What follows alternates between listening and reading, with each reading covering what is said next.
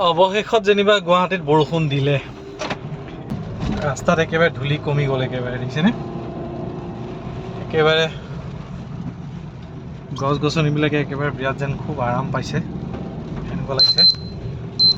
এই কিনকিনীয়া বৰষুণ আৰু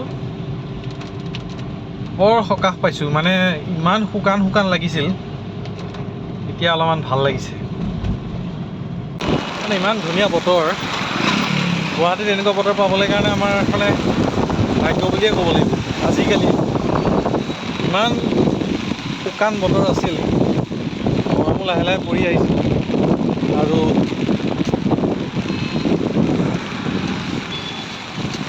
পানীৰ অভাৱ, যিহেতু গুৱাহাটীত একেবাৰে পানী নাই। ভাল লাগিছে বহুত।